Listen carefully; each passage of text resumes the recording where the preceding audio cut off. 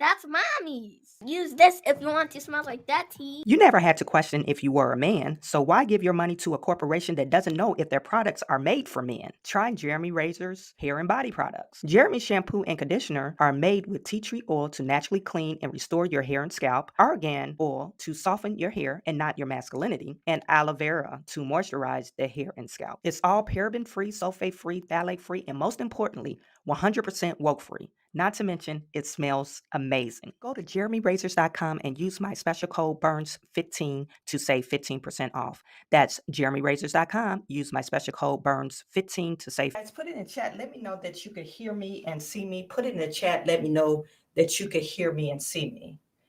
I don't have my... I think it's on. I really think it's on, but you guys put it in the chat. Let me know that you could hear me and see me. Oh, you can't see me. Okay, great. Welcome back. Welcome back, everyone, to another episode of Business Talks. I am your host, Chawanne Burns. In today's episode, we are going to discuss Tiffany Henyard. Tiffany Henyard, she was on Roland Martin's show yesterday, trying to sway the public to believe her. and she's dropped several lies during this whole interview. So we'll discuss that today. Also, we're going to discuss Fani Willis' case. Terrance Bradley, he was lying in the courtroom, lie after lie. And it is so baffling to me. Why does he think that people will believe him now after Michael Roman's lawyer had to, get kind of, forceful with him just to tell the truth. But he said he didn't have any recollection of the text messages that he sent to her. Anyway, so he's a liar as well. Then we're going to talk about Nikki Haley. Actually, we're going to talk about her first because Nikki Haley, she's a loser and she needs to drop out. She lost in Michigan yet again yesterday. She lost, and of course, Donald Trump, he came in with over 60%, close to 70% of the vote. Nikki Haley needs to step down, but she's proclaiming that she's not going to step down until the very last vote is counted. Don't know why she's doing that, but save yourself, okay, from embarrassment. Right now, this is just a little bit on the ridiculous side. Okay, so that's what we're going to discuss all today on another episode of Business Talks. Something like this. Looks a little bit like I can't miss. Hey, this is what you call a bad. What? This is what you call a bad. Looks a little something like this. Looks a little bit like I can't miss. Hey, this is what you call a bad. What? This is what you call a bad. That's right. You guys put in the chat. Let me know where you're viewing from. Put it in the chat. Let me know where you're viewing from. Let me see who we have in the building. We have on Foolish, aka Crazy Talk. On Foolish, she said, glad Hannibal got some receipts last night to show Tiffany was lying about the charity that comes in her name. Yeah, I have a video about Tiffany Henyard lying through her damn teeth. Why is she lying? She lie. Okay, Noble Young is in the building. Thank you for tuning in once again. We have Rihanna. Rihanna, is good to see you. Lexi, is good to see you. She is Dow from, I believe that is, she is a dollar bill, Detroit 313. What up, though? We have On Foolish Things, aka saying again, yep. And we have Headley Grange is in the building.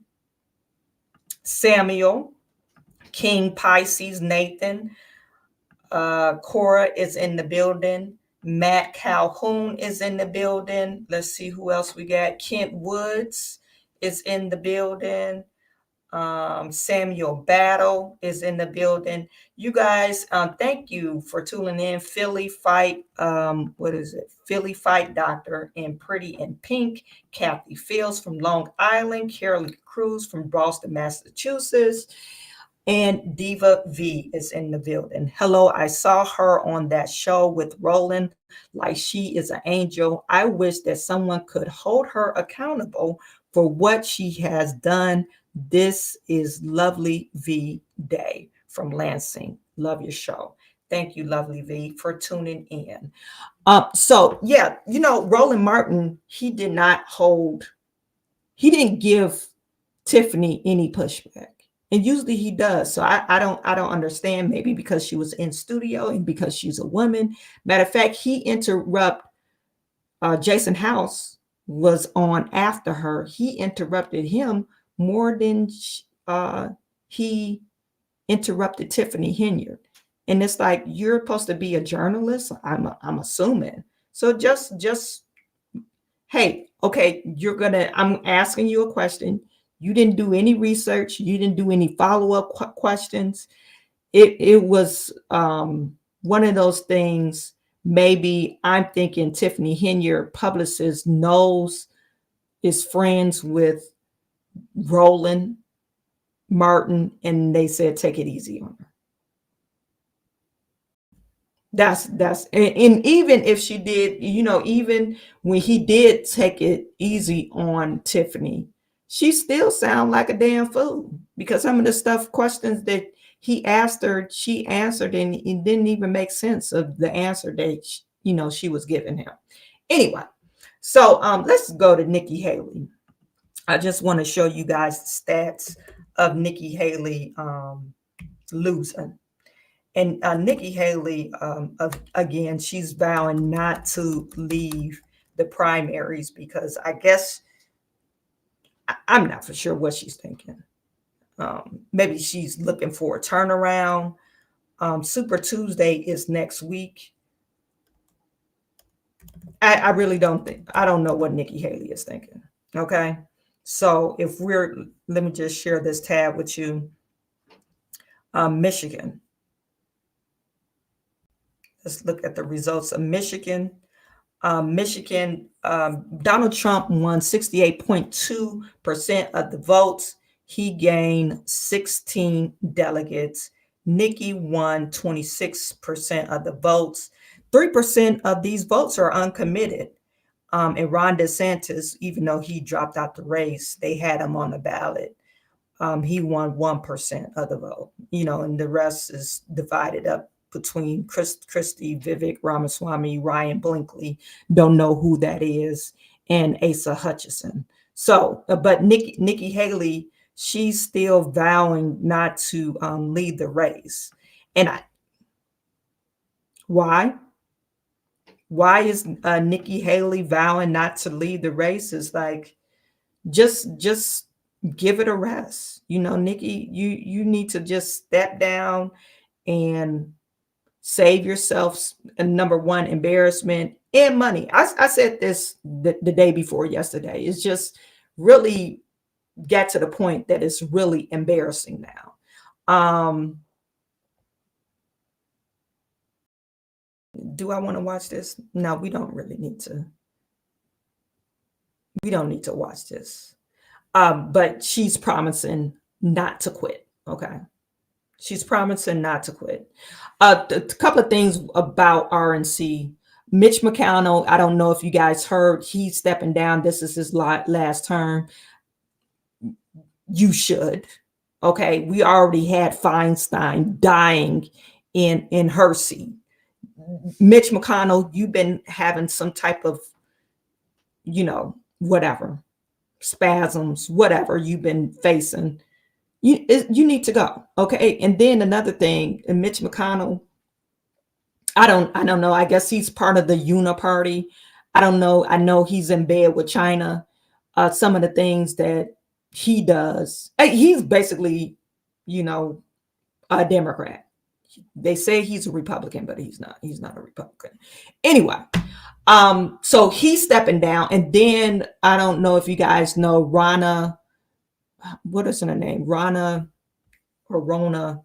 She was the chairperson of the RNC. She's is her name Ronna McDaniels?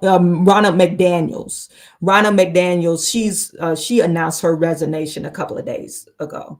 And I don't know if you guys remember, Vivek Ramaswamy talked about Ronna McDaniel, because ever since she held the seat, the Republicans haven't been able to win any true good election. So maybe that's, I don't know who they're going to get to replace her, but maybe that's a sign that the Republican Party is taking a turn for the good.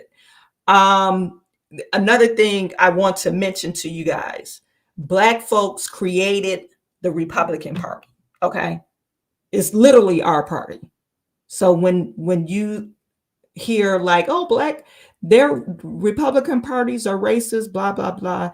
No, literally the black voters or Black people created the Republican Party because the Democrat Republican Party was against the abolishment of slavery.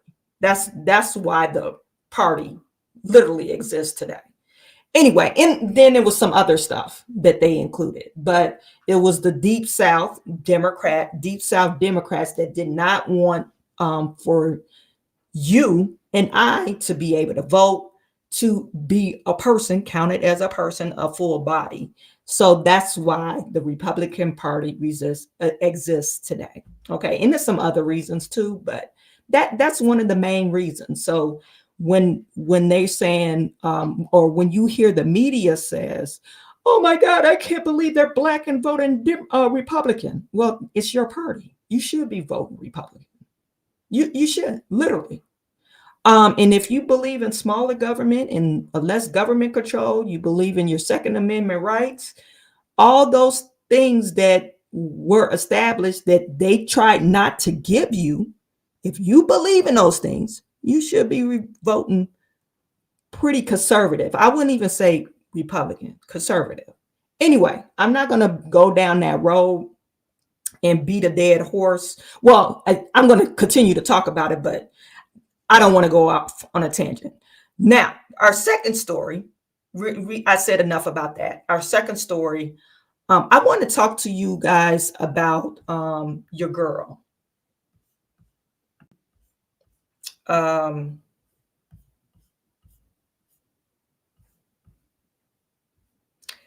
Your girl, what is her name?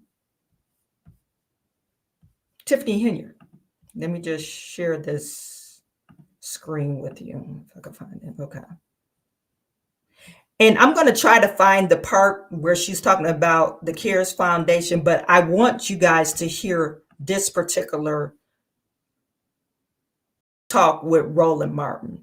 Roland Martin, he did a horrible job in this interview.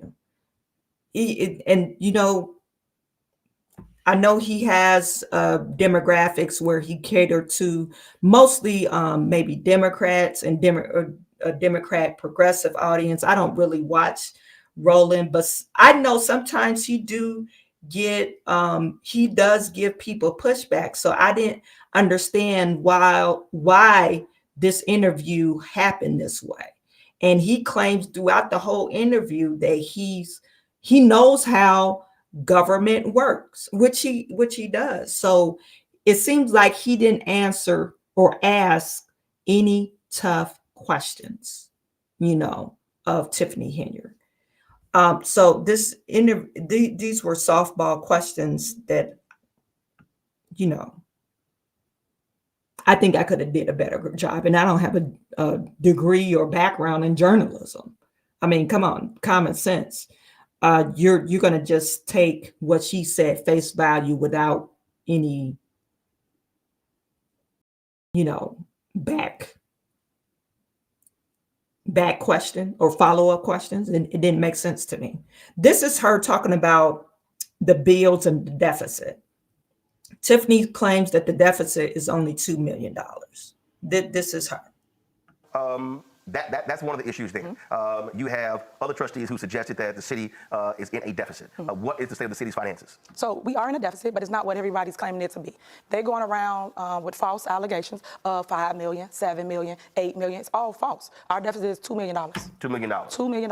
And what's your annual budget? Our annual budget is $30 million. $3 million? $30 million. Yep. And so what led to that deficit? So it comes from them not paying bills. So say, for instance, we have a board meeting and they say, well, we're going to pull this out, pull that out. If they continue to pull bills out, later on, what do you have? A deficit, because the bills still due. Just like us not paying our mortgage or not paying our light bill. We still owe the money at the end of the month. When you say they, who's they? The trustees, the board. Because the board is the one that votes to pay the bills. So you have two types of government out there. You got strong mayor, city council, then you have city manager form of government. So mayor and the trustees control the city's finances. Well, yes, when it comes to the budget, just the budget. Right. Yes. Right. So in terms of who's deciding to pay the bills, so this deficit that you have, you're saying that's a result of the trustees not paying the city's bills? Correct. But do you have the resources? Yes. To pay the bills? Yes. So how's your debt? So Roland, this is the question I would have asked her. Okay, if you know how city government works, you have a list of bills, warrant lists or whatever. These are bills that we always have. Then we have other bills due because there's projects or some type of project, like Tiffany mentioned the roofing. That's a special project. You're not putting people's roofs on that house or paving the street every day. You don't pay the same street every year or every month. Okay, so those are things that you need to put in the request for a proposal, and then the board approves it. Board approved. Hey, did the board approve this spending? Is this approved spending? Not, oh, the trustees took it out. Okay, why are they taking it out? Was this approved spending or an approved budget? Not because, oh, we had the money, so spend it. This is what Roland should have asked her, and he did not. And that's why this interview really sucks. Roland, if you know how the government works, why didn't you ask that? You know, in any type of city council or township or whatever, the budget must be approved by the board. Extra project must be approved by the board. When I go and give my quote to, because I do city contracts and government contracts, give my quote to the government, then they will say, oh, we can't approve this until the board approves it. And this is the date that will go in front of the board. We know the project, it needs to happen, but the board needs to approve this budget. You don't do the work before they approve it. And this is why I feel some type of way about the people that's rendering the service and people that that Tiffany is saying, oh, just do the work, you're going to get paid. If you're in this type of business, which I am, I would never in my life give render service to a city, town, state without a purchase order agreement, a signed purchase order agreement. Literally, I had to sue the federal government.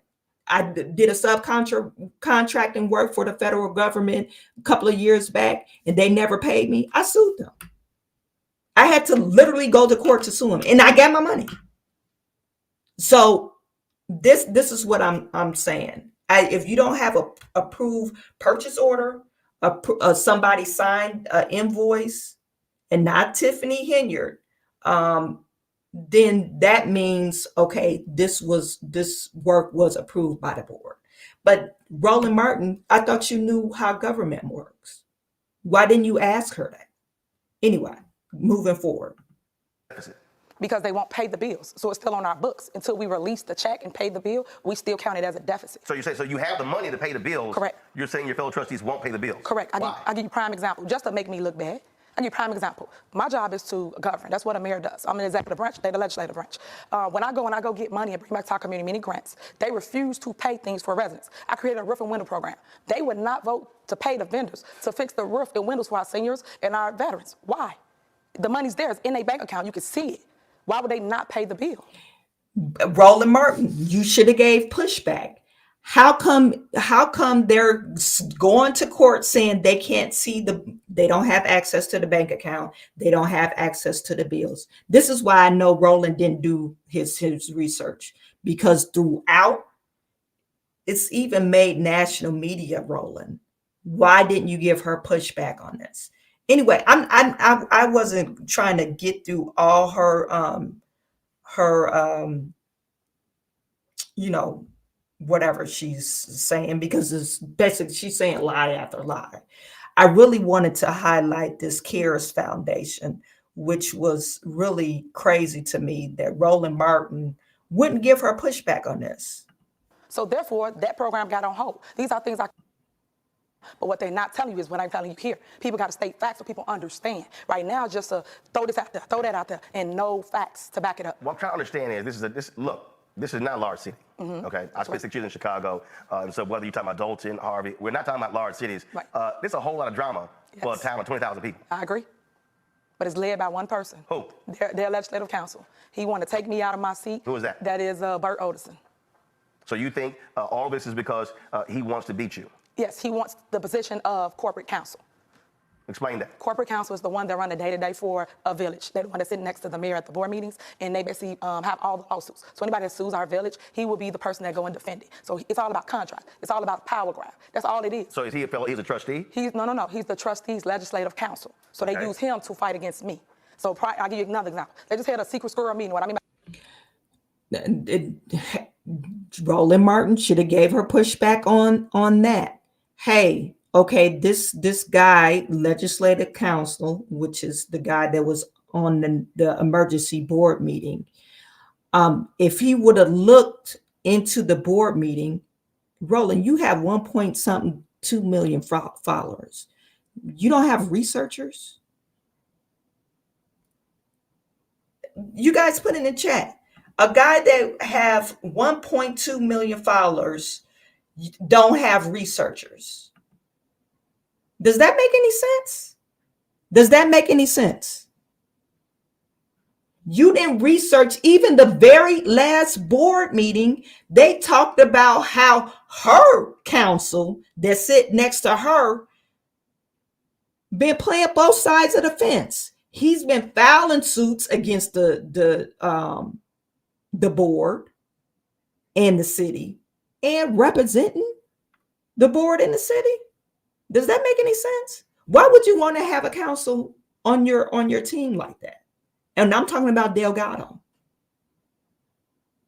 So he did not do his research. Okay, none. He didn't do no research. And she's saying, oh, he's able to, if he's able to get those contracts, it enrich him. That guy, who she's speaking of, he got like 10 lawyers in his office. I mean, I'm pretty sure it will help him out, but they're calling him as an expert. When they interview and talk about law things on whatever, he's on Chicago 32 News. So he's not a small potato. I mean, Dolton is a small town, so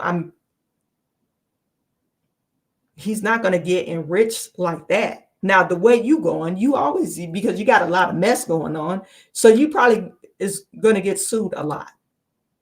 A lot of employee suits, that's coming up against Tiffany in the village of Dolton, because it's probably a toxic place to work. Okay. I don't know if you guys are in the chat and you work for the village of Dolton. Tell me how toxic it is. So, I mean, that EEOC alone, probably lawsuits out the wazoo, because she's a person that you don't want to work for. But what I was saying about the general counsel, the council, the legislative council, yeah, he will probably gain some lawsuits, or to represent some lawsuits, gain some financial gain out of it. But he's not a small potato type person, just like Delgado. I don't know. I don't know if Delgado, I don't know how big his office is, but I've looked at the other attorney McGrath's office, and he has quite a few people, quite a few lawyers in his team, probably like 10. So he's not a small group. It's not a small practice. Anyway. About secret squirrel meeting, an illegal meeting they had at our park district. When they had our park district, When you say it's a legal meeting, why are you calling it a legal meeting? Because they cannot go and have quorum. That's the open meeting violation of 4 people. They do that every time. So now they're trying to have their own separate government. When we have board meetings, it's the first of every month. Yeah, first of all, official board meetings have to be posted. Correct. Have you filed any complaints with the state attorney general? Yes. Saying they are meeting illegally? Yes. So we working on that, meaning we posted it, we filed it. So now we're just waiting on a response for it. She lying. There's another lie. Because she knows she's wrong. You can't even file your own registration for your charity. So you didn't file that. You got your Delgado team, you got him representing you, but he didn't put no filings in because he know that you're wrong, because those were legal meetings. Roland Martin, again, Why didn't you do your research? Because if you would have did your research, you would have known that they put out a public notice. Everybody knew about it. Even the news stations knew about it. It was a public announcement. Therefore, it made it a legal meeting. Now, you needed to answer, okay, so why did they have it at another location? And why was it, why do they have, or why don't the trustees have access to the village? They work there. Why don't they have any keys? That. So once we get the response, we will share with the public. But you can't sit here and have your own separate government. We either gonna get along or we're not. But we're not gonna get along. You wait till election time, and therefore you run against me. That's how this goes. But yet you put all this negativity in our village, putting everybody in danger, and I don't appreciate that. When you say putting everyone in danger, how so? Like you have people that come out from New York, people that come from all over and fly into our town just to get stories and follow us around. And then they go in our village halls, harass our residents, harass our staff. So it's become more than what people are seeing. So you're saying, so because of the attacks on you, you had stories in the New York Post, Fox News, other places, and you're saying all of that has contributed to these attacks directly on you and residents? Correct. You've been, talk about the threats that you had to deal with. Oh, wow. Tons of threats. It's in emails, in text form, it's on voicemail. People come to our village and threaten us. People have been arrested for coming and threatening us. It's all types of things it's a record of that warrants why we need security. And it's said, because people got to understand, I am a single black parent with a daughter, 4-year-old, that go in and out of my house. You got people pulling up, taking pictures. You even got that trustee, that Kiana Belcher, came to my house, took pictures of my house, and then spread it out, gave it to everybody, causing me and my family to be in much danger. And these are the things we reported, we talk about, we tell people. It's just a vindictive against me, and I don't appreciate it at all. I just don't. When you look at how you're being framed, you are being called crazy, deranged, saying that you are stealing funds. You also you have a charity that from the Attorney General's office is, I understand they sent a cease and desist letter to your foundation. I don't know nothing about that. I'm not crazy. I'm not You have deranged. Tiffany Henyard cares, your foundation. So the Attorney General's office hasn't reached out to you regarding your foundation? So I want to set the record straight. I don't have a foundation. I am a supporter of anybody that's struggling with cancer. My mom had breast cancer, and I'm appreciate that. When you say putting everyone in danger, how so? Like you have people that come out from New York, people that come from all over and fly into our town just to get stories and follow us around. And then they go in our village halls, harass our residents, harass our staff. So it's become more than what people are seeing. So you're saying, so because of the attacks on you, you had stories in the New York Post, Fox News, other places, and you're saying all of that has contributed to these attacks directly on you and residents? Correct. You've been, talk about the threats that you had to deal with. Oh, wow. Tons of threats. It's in emails, in text form, it's on voicemail. People come to our village. Have you called in the state to come mediate? Did I call in the state? Have you reached out to the state to come in and mediate what's going on here? So I've seen school boards where you have lots of drama, and Texas Education Agency, comes in and deals with that. You're having these issues there. Have you reached out to state lawmakers? Have you reached out to state representatives, senators to say, hey, when you look at how you're being framed, you are being called crazy, deranged, saying that you are stealing funds. You also you have a charity that from the Attorney General's office is, I understand they sent a cease and desist letter to your foundation. I don't know nothing about that. I'm not crazy. I'm not You have deranged. Tiffany Henyard cares, your foundation. So the Attorney General's office hasn't reached out to you regarding your foundation? So I want to set the record straight. I don't have a foundation. I am a supporter of anybody that's struggling with cancer. My mom had breast cancer, and I'm always push anybody that has that. If someone uses my name to push their charity, or if you say this is Tiffany t-shirt, people gonna buy it. Because right now I'm considered what? Clickbait. People make money off of my name by views. So you just say my name. You say you don't have a foundation. I do not. And that's Okay. why I tell everybody, go do your research. I'm not on anything.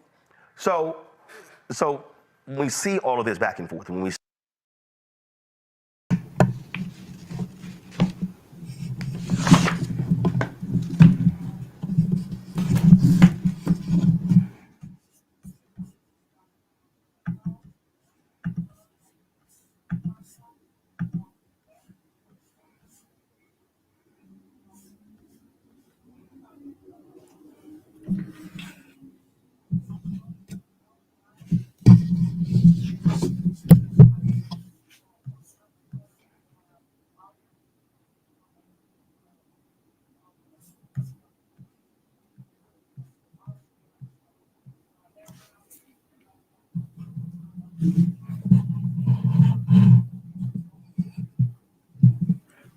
Okay, so that was her talking about the Tiffany Henyard Cares Foundation.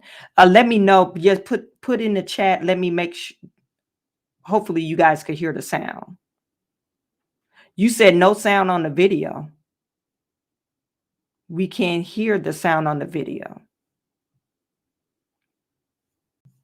Can you hear me now?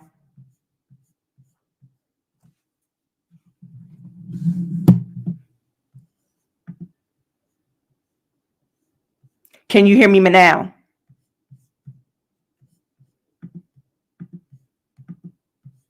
Okay, good. I had to switch mics. I don't know, that mic is acting funny. But you heard the sound on the video. You guys make sure you heard Tiffany's lying. Tiffany was straight lying. You lied to Roland Martin, and he didn't even give her any pushback. Okay, so throughout this interview, no one, not even the panels. He has a panel of people, and they didn't give her pushback either, which doesn't make any sense.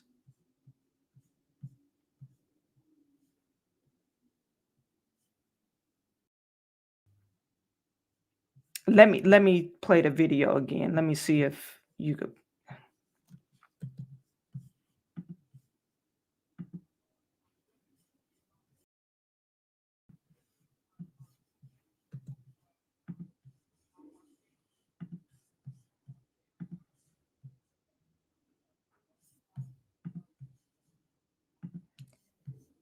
Maybe something wrong with the video.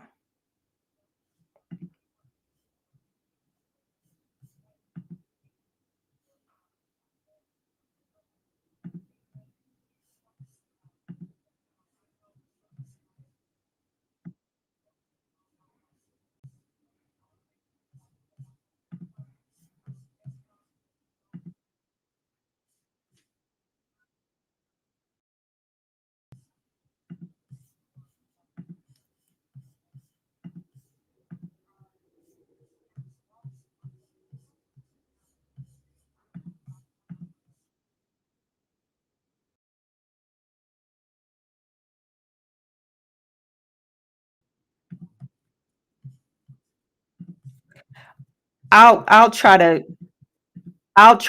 get that video to play. I could hear it on my end. I don't know why you guys can't hear it on your end, but I'll try to fool around with it.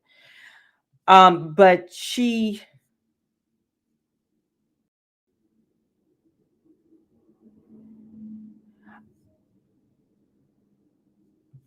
wasn't, like I said, she wasn't being honest with Roland Martin, and Roland Martin didn't even give her pushback. She wasn't being honest.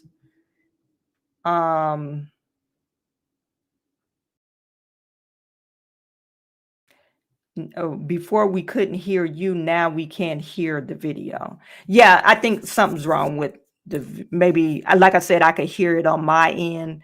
I don't know why you can't hear it on your end. I'll try to pull it up and we'll talk about it. Anyway, so she basically lied. She lied through her damn teeth, and nobody on the show gave her pushback. But what was odd, what was odd on this whole stream, you have these three panelists, and they're like, oh, thank you for being here. Well, you got to be courteous to your guests. Okay, thank you for being here. And they didn't even ask her no tough questions. In both your positions, mayor and I guess overall as a supervisor. And then I guess my second question is, what specific policies have you implemented to address any concerns that some of the trustees have brought forth? You talked about cutting cutting the salary in half. What other steps have you taken to address any concerns any trustees or any other constituents may have? Well, Yes, we have done polls for my community, and believe it or not, a lot of people support me still, and that's the reason why they going hard. Right now, I love the fact that people are reading through the mess, and that's why I'm speaking on these platforms now, because I want to educate people and give them facts. I don't want like people just make a decision off of feelings or emotions, you know? And as it relates to policies, yes, I'm all about policies. That's one of the reasons why I'm trying to do the bill for cancer, because I know what it feels like to go through that and not have help. So when I go and I advocate for funds for whether it's my mayorship or whether it's the township, I make sure I keep the people in mind and I ask them what are their needs. And they tell me their needs, and then we advocate for it. And thank you so much for all those that helped and supported it. We come back and we create budgets and we create programs. We gave over 80 people with kids, youth, scholarships, 80. And they got up to $2,500. We also did 429 kids for Stop the Bleed and CPR. Because you know about all the shootings and things that's going on in communities. These are things that people don't talk about, the real work, the real things that I actually do in my communities. And I'm going to keep on advocating for that. So yes, to your question. He didn't ask you that, though. You didn't answer my question. What policies have you created? And you're talking about, yeah, you gave out some scholarships. That's not a policy. Tiffany Henyard, do you know what a policy is? Anyway. It was horrible. But like I said, strange thing happened when he came back. He had Jason House on. Let me see if I can find that part. And he gave Jason House a hard time. I mean, he pushed back on him, but it's like, why didn't you do that with the mayor?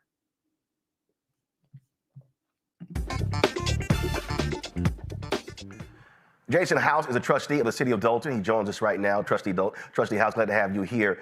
First and foremost, what is at the root of this dissension between these trustees and your mayor, Tiffany Henyard? Well, thank you very much, first and foremost, for having me. And I would say that the root of the tension or the disagreements that we have is really just the board trying to ask for information that we are not receiving. And we're getting a lot of complaints from the community, the residents, the business community, and many things that the mayor will verbally tell you is being done. It's just not happening. Like what? It's unfortunate. Like what? For example, the bills that we're talking about, we have not gotten a financial report since September of 2023. So Okay. we're talking 4 or 5 months. That has not been given. Here's where I'm confused. Because again, I've covered city council, I've covered county government. Okay? And that is, if you have city staff and if the board of trustee votes for something, how are you not getting it from city staff? Who is controlling that? All the staff report directly to the mayor's office, and it's been documented by many former employees, and the village has many lawsuits pending right now because because if you do not follow the mayor's directive, then you will be disciplined. You'll be either yelled at, terminated, and that discipline extends to if you provide documentation to the board. No. Here's what I mean. If the trustees, look, majority rules. If the trustees vote, I mean, you just voted on a resolution for the FBI to come in. If the trustees vote ordering the city auditor or the city treasurer or the city finance director to turn over a financial report by a certain date, then that person is obligated to do so because the board has voted. So are you saying that has that been done and have those individuals defied the board of trustees? Absolutely. That has been done, and they are defying the board of trustees, and they're doing so at the mayor's instruction. The employees are, I believe, they're good employees, and they want to do their job. And their job is the mayor is instructing them do not comply, and that's forcing them to violate the ordinance and the wishes of the board. What do you say when Mayor Henyard says y'all have taken her to court and she's won every time? That's been an exaggeration. There have not been 24 cases. The primary case that she referenced, talking about failure to provide documentation to the board, is still pending in court. That is going back into court early March. So that's one case. How many times have the trustees taken the mayor to court? We have about 5 cases. 3 are ongoing. 2 of them, to my knowledge, 2 of them she was successful. Okay. So the trustees have sued her on 5 separate occasions. You see how he's giving Jason pushback and making him answer questions, and he has follow-up questions for Jason. Why didn't you have follow-up questions for Tiffany? I just don't understand that. This is how an interview, if you're not understanding, this is how it's supposed to work. But why didn't you do that with Tiffany? Correct. Okay.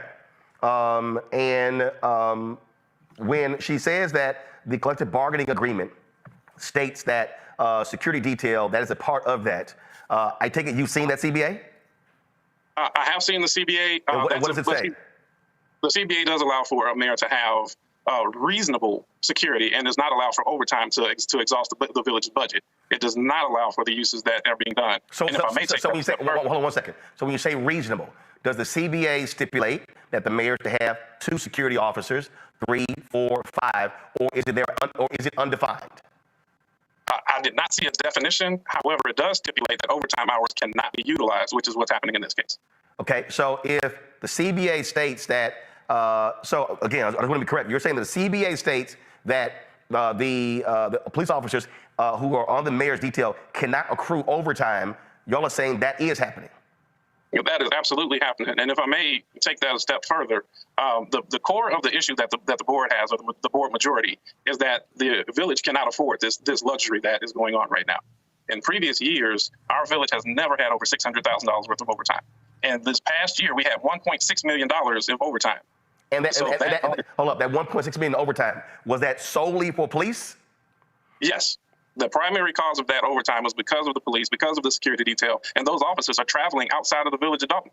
That's not acceptable. And have y'all received that breakdown of those overtime hours? So when you say the 1.6 million, you're saying that 1.6 million, all of it or most of it is tied to her security detail? Most of it is tied to the security detail. As mentioned, we do not get the exact documentation that we asked for. However, when I can look at the trends, and when I look at the trends from 2017 all the way to 2022, we never exceeded $600,000 of overtime. So, Yes, sir. No, go ahead. No. In this past year, $1.6 million spent in overtime. Following the trends, following the analysis and the logic, the $1 million had the only change in the department has been the security detail. That's it. So no additional police officers, no increase in the police force? Correct.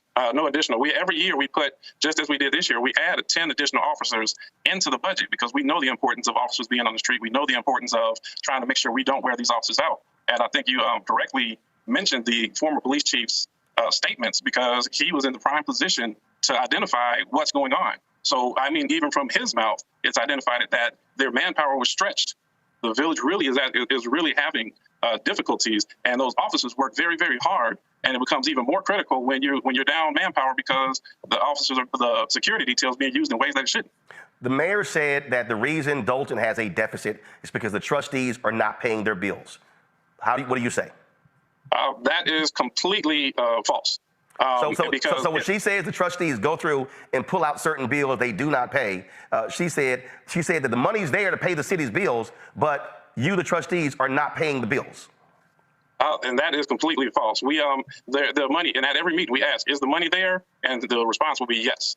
After the meeting is over with, I have more than 15 emails from vendors who will call me, vendors that have been approved. The most recent one that made news was the police cars getting ready to be repossessed. The board approved that May of 2023. 8 months later, we get messages that we're behind on payments, haven't done it. And then to make it even worse, I forward that to the administration. It's not for political fodder. We forward that to the administration seeking payment. We're told it's taken care of. And 1 week later, we get a demand letter for repossession of the vehicles. Those are the types of. Here's where I'm this is just simply where I'm confused. What is the hierarchy of the city? I get strong mayor, city council. I get that. But who is the top city administrator? The village administrator is the one that should run the day-to-day operations of. Let's get this clear. Yeah, is the village administrator. You guys, let me just direct you to the video that I created about the village administrator. He should not be in control of anybody's finances. He shouldn't be employee of the village of Dolton because he's horrible. Let me just pull this up for you if I can find it.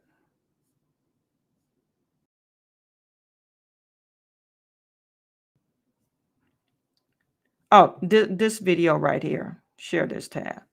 This video, Mayor Tiffany Henyard political career ruined by hiring Keith Freeman. People didn't like that title, though. They said I should have titled it something different. No, Keith Freeman should, and I explained in this video, Keith Freeman has a problem with paying his own bills.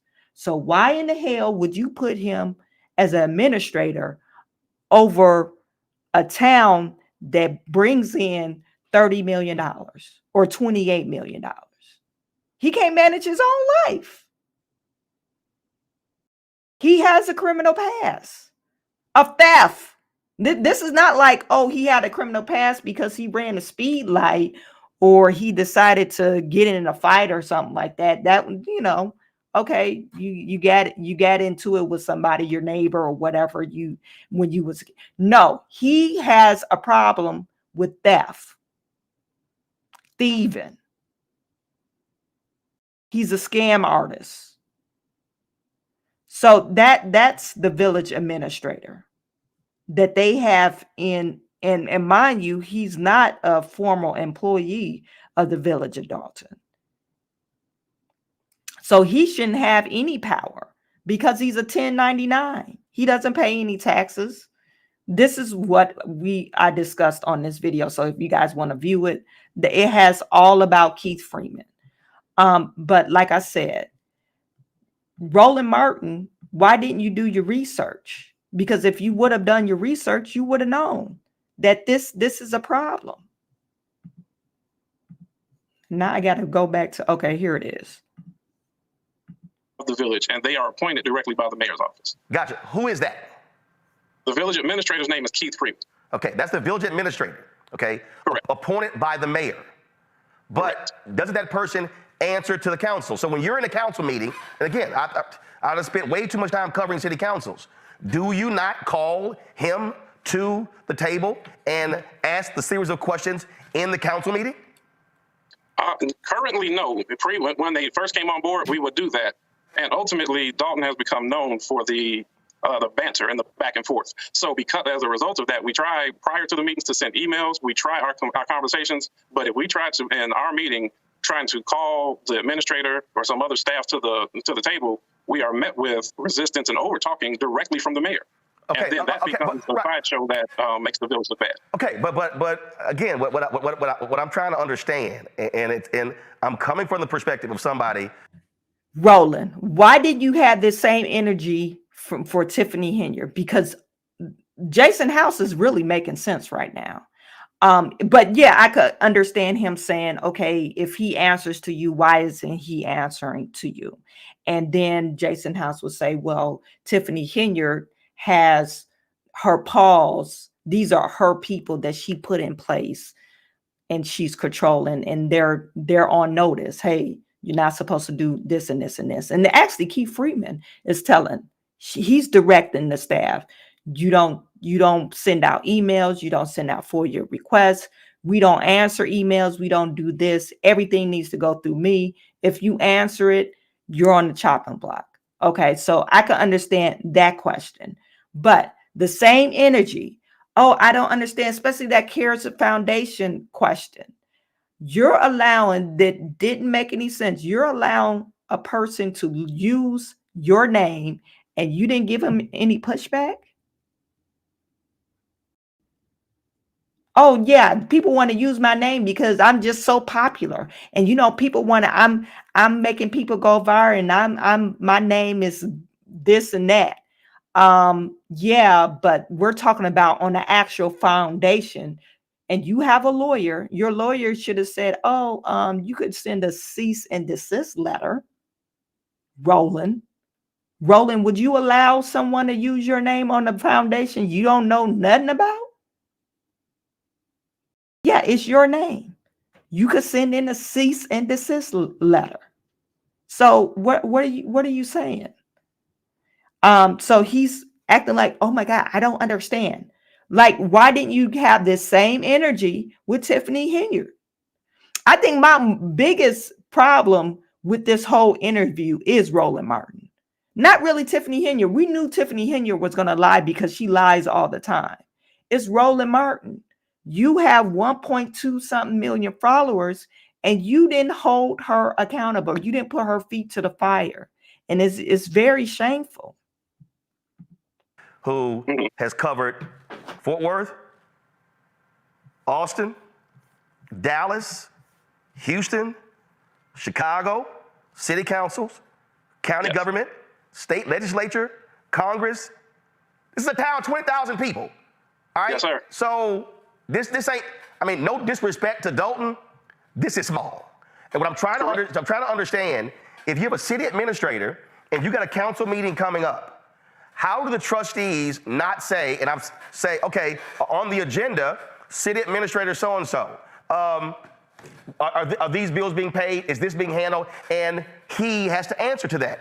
If there are lawsuits, I've seen this happen before. Okay, they call the city lawyer in, and they ask them questions. So I'm not understanding why those things don't happen. So that way, the public actually gets to hear the responses of the people they're paying.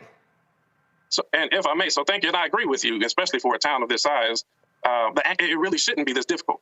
The reality of what happens is when the board calls to a question, whether it be the administrator or the finance director, the mayor intercedes in that answer.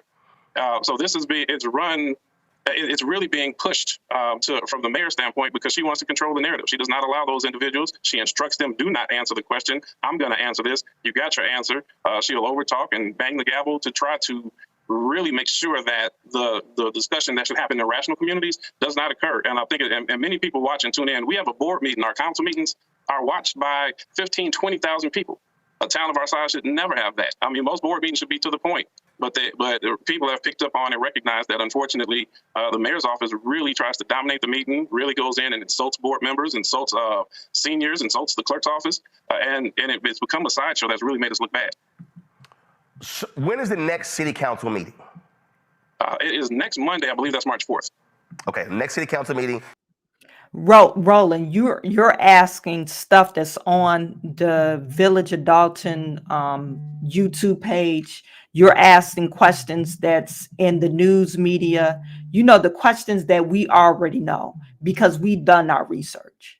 Since we've been following the story, I mean, we've done our research, so we already know the questions or the answers to the questions that you're asking. For you to not do any research on the topic, I'm assuming Roland was like, oh, it's a small town, it's beneath me. Maybe. I'm not for sure. But you talked to the lady damn near 40 minutes and you didn't ask her any of these questions. You gave Jason House some pushback, even with the budget. At one point of the interview, Tiffany Henyard said, oh, we put all that information online. You have your notepad there. Look, let's go to Dolton, Village of Dolton website.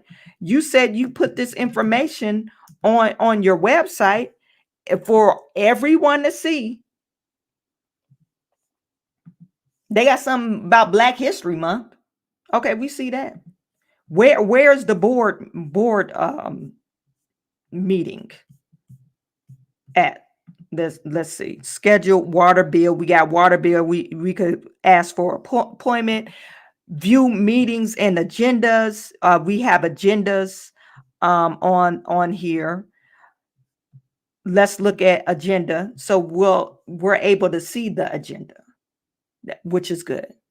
Are we able to see the budget? No, because they're hiding. They're hiding the budget. Let me show you what it should look like. Shout out to Dr. Nikita Cloud. Hey, girl.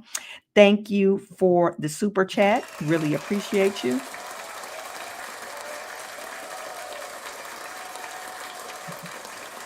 Yes, get him, boo. Roland tried it. Yeah, he who put that? Roland is a buffoon. He has diarrhea of the mouth. For some reason, apparently Roland was hooking up this interview for Tiffany Henyard because they told him, oh, go easy on her. You don't need to do any research. Just go easy on her. And then when you get Jason House on there, you try to act like you're in an interrogation. You're interrogation mode. Like, let's give him all the tough questions. And you have the actual mayor at your location, and you didn't give her any of the tough questions. Anyway, I was going, since I started, talking about Tiffany Henyard and the whole debacle of the village of Dolton. So I started getting interested in my township. And today or this morning, I went on there to see, like, okay, how should a township look as far as operating? Now, I live in a township, but the township is the same thing as our county. Okay, so I live in the city that's called the same thing as the county. But we have board of trustees, we have a township supervisor, all that great stuff. Now, if we go on the township, let me just share this with you. You guys don't be stalking me. I live in this area. I don't want no pop-up visits, but I just want to share this with you. Okay. I live in Michigan. This is a suburb of Michigan. And if we go to, let me just go down to the bottom. Where was it at? Employment opportunities, departments. Let me just look. Supervisor, Treasury, Board of Review.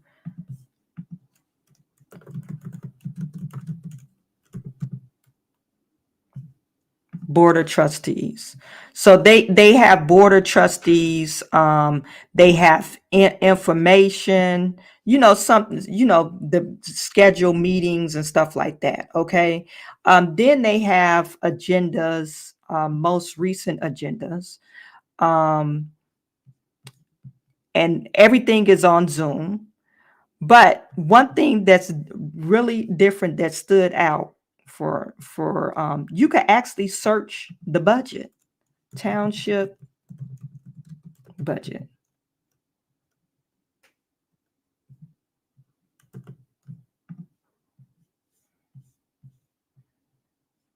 And you could actually view the township documents, and they have it organized where you could annual budgets, and then they have monthly budgets, and on the meeting where you could actually look to see, okay, what's the budget for this year, what was the budget for last year. On the monthly meeting or in the actual monthly agenda, let me just pull that up. They actually have what budget that they're planning to go through. I mean, it's really designed for you to be able to be an active citizen, approve bills. You could put in your comment or whatever. They have attachments and stuff like that. So if we're saying we're trying to represent transparency, Roland Martin, when she said that, okay, my thought, this is just common sense. Okay, they're continue to say they don't have access to this. This is what, if he would have done his research. The trustees say the same thing all the time. We don't have access to this information. We don't have access to this information.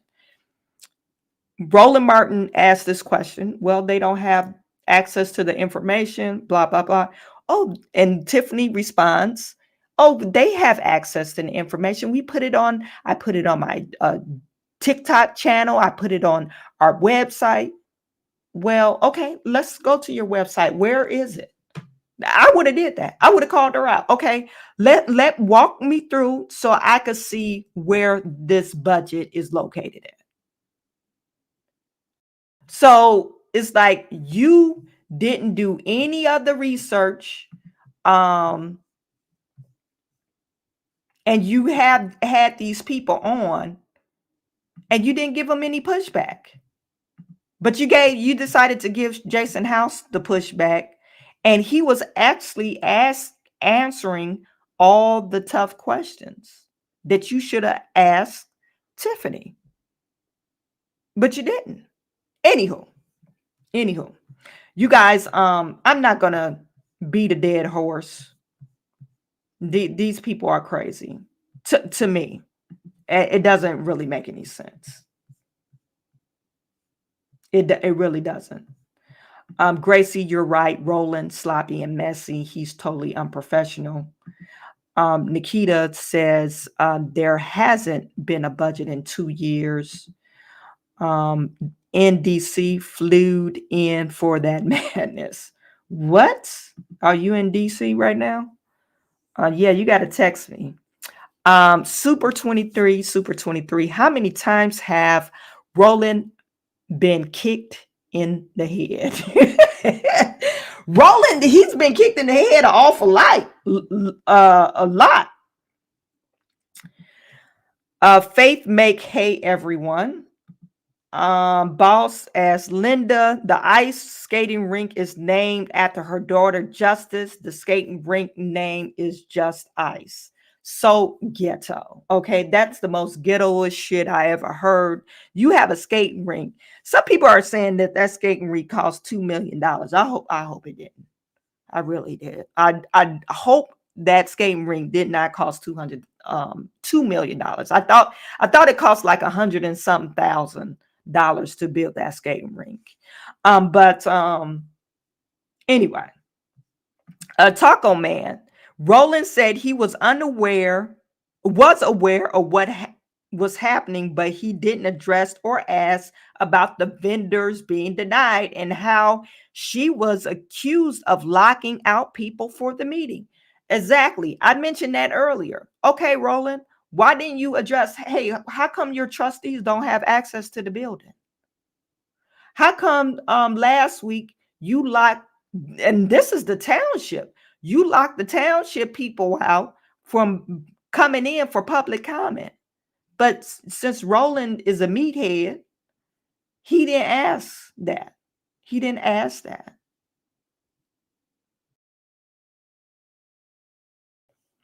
Anyway.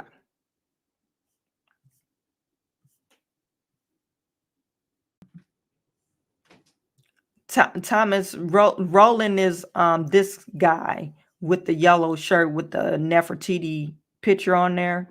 He's one of those old school vote Democrat no matter what people. That's who he is. Old school vote Democrat no matter what.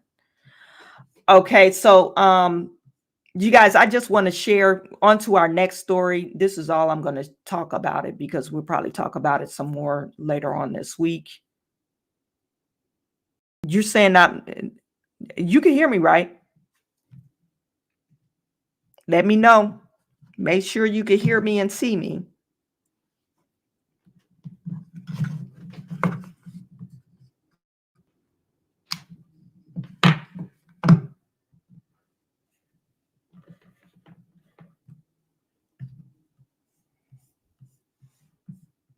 Oh, okay. Somebody said I can't hear you. So I freaked out.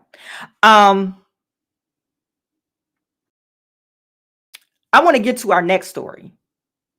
Our next story is about your girl, Fani Willis. Fani Willis, they decided that Terrance Bradley will testify. And he actually, after I signed off yesterday, he actually gave his testimony yesterday. They questioned him yesterday. And he lied throughout the entire interview. He lied. And it's so baffling to me how people will get on the stand and say you don't remember.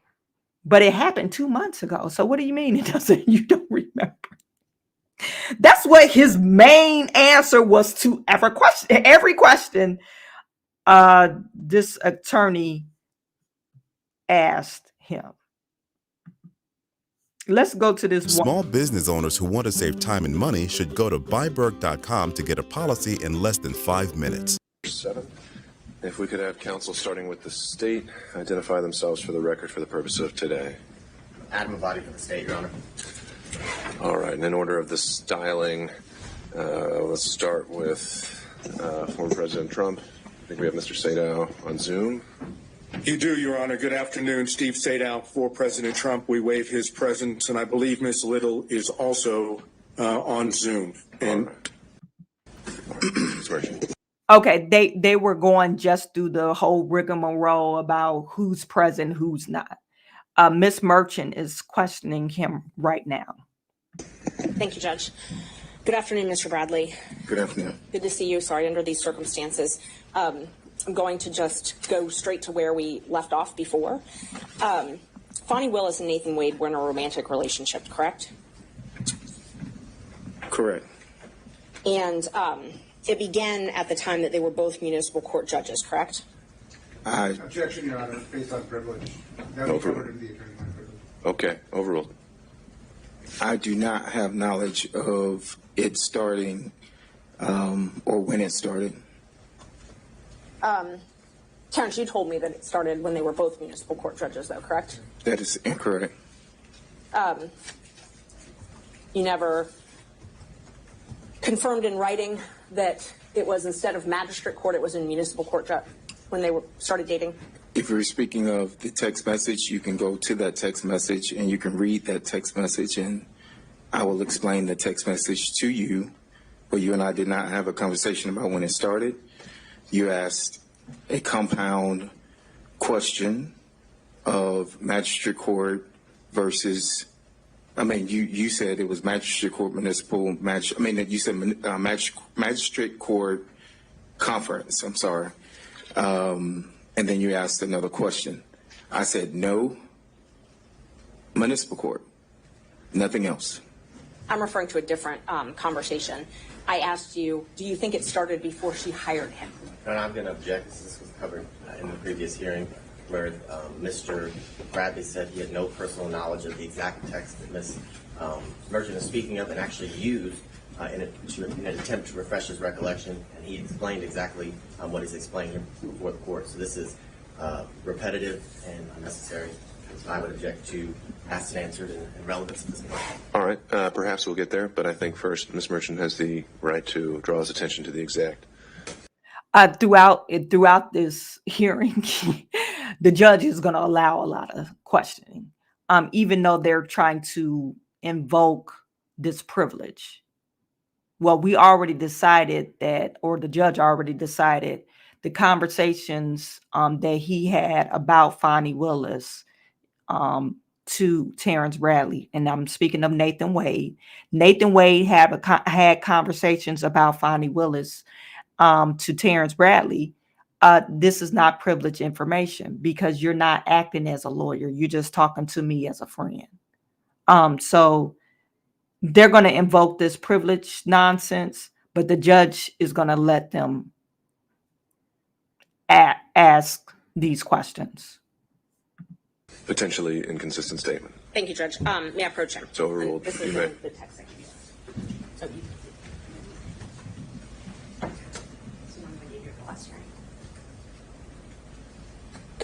And for purposes of the record, I believe, Ms. Merchant, you tendered, was it the entire text chain as an exhibit?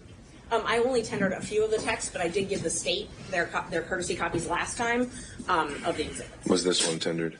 This one was not tendered. All right. And I'm happy to tender it. Well, we'll just take it as it comes, whatever you We're need. at, I think we're at 39. I will wait to mark it, but I think we're at 39. May I approach it? You may.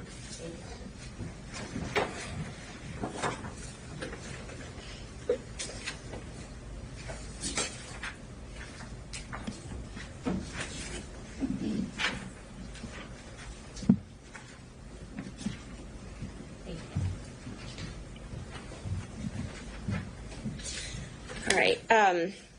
So, Terrance, do you remember telling me that it started when she left the DA's office and was a judge in South Fulton? I see the message there, but I don't recall. I do see that message, but I do not recall. You don't recall texting this? I look back at my text messages through that we've had, I see that message, but I do not recall that. No, ma'am. And when I asked you if you thought it started before she hired him, and you responded absolutely. Your Honor, I'm going to object as to the source of the information that Mr. Bradley allegedly gathered this from. There's been absolutely no foundation, and based on the arguments of the last hearing, that a lot of this is based on gossip, innuendo, assumption, and privileged information. And at this point, Ms. Merchant has not provided a foundation as to how Mr. Bradley would have any information that she keeps referring to. All right. I think that's... Go ahead, Ms. Merchant. I didn't ask him about the source of the information. And under Rule 621, I can impeach him with any inconsistent facts. This is an inconsistent fact. I can impeach him with any contrary facts. Sure. Why would it be a relevant impeachment if he actually has no personal knowledge of this? If he doesn't. Sure. So I think you have to lay that foundation then, so that'll be sustained. Do you remember telling me that it began? Well, that doesn't address the issue. No, I'm not. I was just asking if you remember telling me as opposed to the text. Sure. Do you remember telling me that it began? Well, no, and then you're going into the substance of it, which we haven't determined whether he actually knows or how he knows.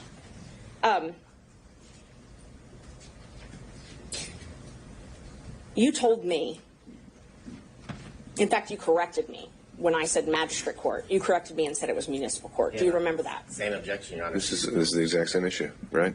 Well, I'm asking if he remembers that. He hasn't answered that question yet. Right, but the relevance of whether he remembers it isn't established until we know how he remembers it or why he knows it. If that makes sense. I guess not. No, it doesn't make sense. How he knows it? I'm just asking if he told me that. Right. So I wasn't asking how he knew that. I wasn't asking the source of that knowledge. I was asking if he told me that. Sure. That was it. But that's the point. It's how he knows it. Right. The source of his knowledge, the state would contend, is hearsay because it's gossip and innuendo, which is what was indicated the last hearing. Well, it may not be hearsay. It may not be gossip. We haven't really gotten there yet. We don't know how he knows what apparently he's telling her, and I think we need to figure that out before we can go any further. Yes, and if the source of the information is a witness who've testified, then it's not hearsay. So when did the relationship start? I cannot answer that. When was your first knowledge of the relationship? Objection, Your Honor. He's already answered that question multiple times today. He said he had no idea the timeline or when it occurred. That was one of the first questions that Ms. Murphy asked. I didn't ask when. I asked his first knowledge. He testified he has knowledge that they had a relationship. I asked him when he first got knowledge of that. Okay, so if the question is, when did you first get knowledge, I think we can start there. That was the question, yes. All right. Thank you. When did you first get knowledge of their relationship?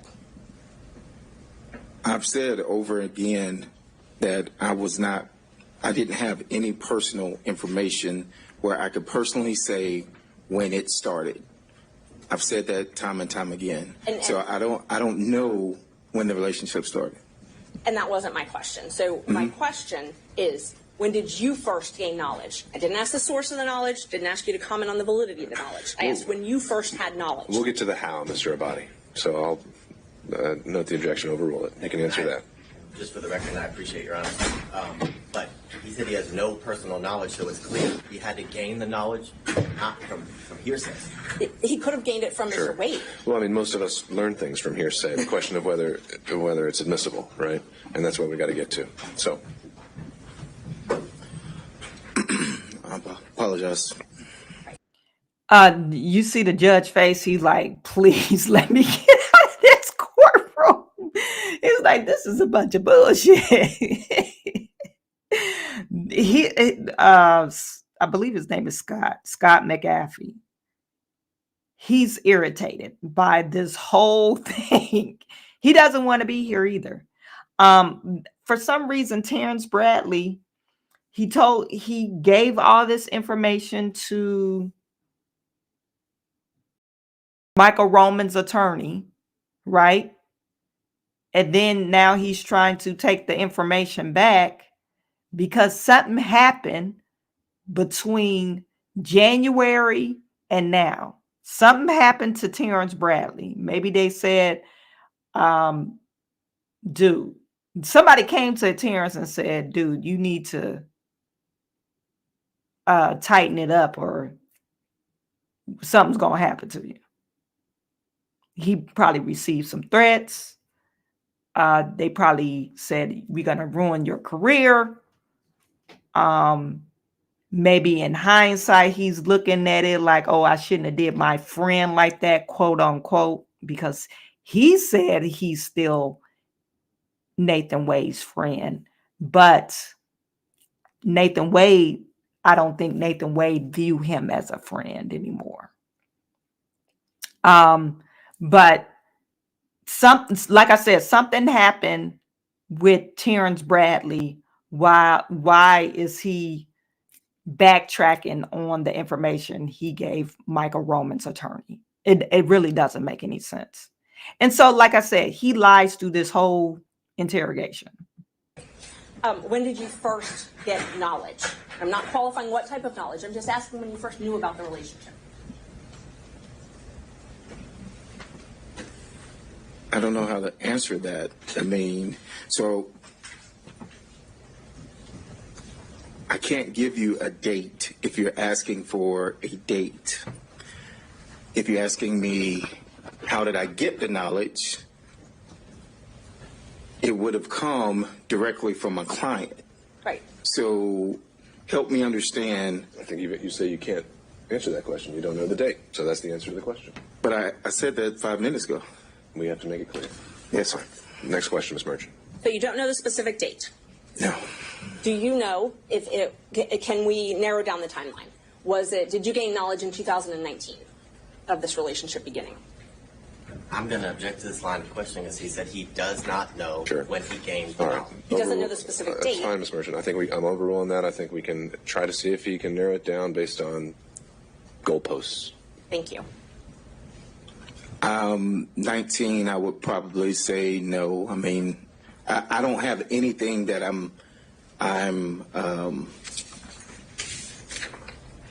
there wasn't a specific date. There wasn't a football game. There wasn't something that I can attribute to him telling me whatever. And so you're asking for a date. You're asking for a year. It's still a date. And at this time, I am telling you that I do not have the date. You're lying now. I have a client. My client is Nathan Wade. My client said, hey, I want to file a divorce against my friend. Or I'm thinking about divorcing my wife. I say my friend, but my wife. Well, hopefully your wife is your friend. I'm thinking about filing a divorce, and you're like, okay, well, I'll handle that for you. Okay, this is just logically thinking. This is no exact science about it. But you said this is what Nathan Wade said on the stand. We decided to stay in the marriage together, but our marriage was unreconcilable in 2016 because my wife stepped out on me. But we decided to stay together until our kids were out at college. Okay, that's a reasonable thing to say. Okay, I'm not going to knock him from that. But then you go to say, hey, we're still in this house together, and you go to Terrance Bradley. Hey, I'm thinking about filing a divorce. What do you mean? What do you think about it? Oh yeah, I'll take care of it for you. Okay, then time goes by. I got my homegirl, Fani, she's running for DA. We got these contracts. You should look into this contract. Or she's the DA now. You should look into these contracts. Okay. He received contracts from Fani Willis. He said he didn't know Fani Willis, but Nathan Wade did. Okay. Men talk. Oh yeah, he probably didn't say, oh yeah, I'm smashing her or anything like that. Right now I'm dating Fani. Maybe. I don't know how guys would tell, oh, you sleeping with her, dog? Yeah. No, I can't say. That would have been, I'm your divorce attorney. Okay. So now you're still at your wife's house, or y'all still living together. That would have told me, okay, oh yeah, he told me about in the springtime or the summertime. That's why I know he's lying. Because usually if you're a lawyer, you kind of remember stuff like that. And you would advise your client to not to tell anybody else. You don't want that to be known. You don't want anybody else to know that you're doing what you're doing. Because it's going to look bad on your divorce. Let me know if I'm going in the wrong direction. So, but he's saying he can't attribute to a football game, summer, spring, fall, whether it was raining outside, if he was driving on the hill. Like, nobody asked you that. You could pinpoint, oh, he told me in probably like in 2018 or 2019 that him and Fani was dating. Because how in the world did you get all these contracts? Because he ended up getting 3 contracts from Fani while Fani was the DA. This is just like common sense, you guys. This is nothing like, rocket science. This is just like, okay, this is common sense that normal people will act in this way. Like, you normally will remember stuff like that. If a man told you he was cheating on his wife. Let's try this then. So you received a contract from Ms. Willis January 2021, correct? Can I see the? Yes, I think so. Exhibits are, okay. I think if it was from the exhibits, I think it was 21. Yes. And I don't want to belabor the point. You submitted those Yes. when you were here before. Yes. If those documents that you looked at last time. Yes. Said January 2022. That's okay. 21. I'm sorry, 21. You're right. Thank and you. it was, I think, renewed in 22. It was, yes. So the contract date was that we have in the record is January 25th, 2022. So using that date, at that point, had they begun their romantic relationship? Of 2022. January 25th, 2022. 2021, I'm sorry. When you got your first contract.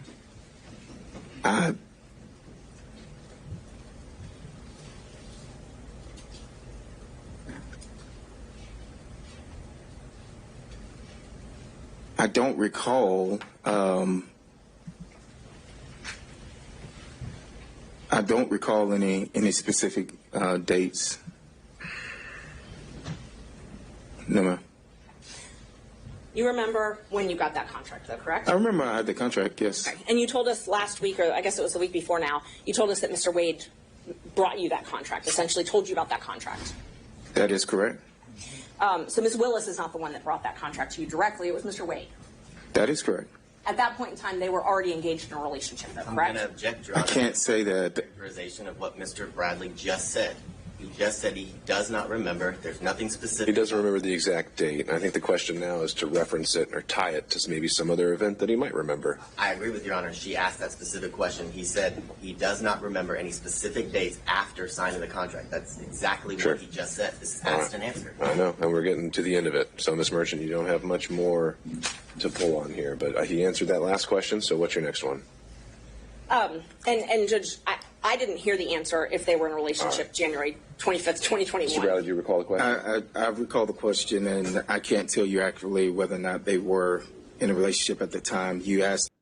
He's not gonna recall anything. You recalled it in January when you was telling on him, but now you don't recall anything.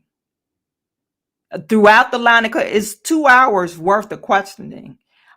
Several lawyers questioned him, and the other side called him a liar. You just like lying, and he was looking there like, duh, So it's like,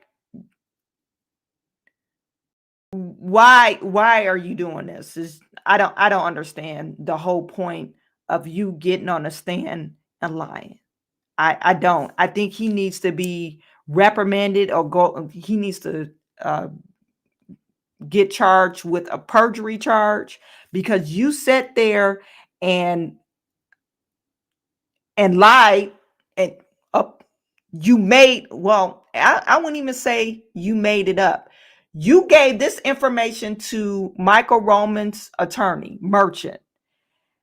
Back and forth conversation through text messages. She even sent him the document on January 6th when they filed that document saying, hey, we want to get this case dismissed because of Fani Willis improprieties.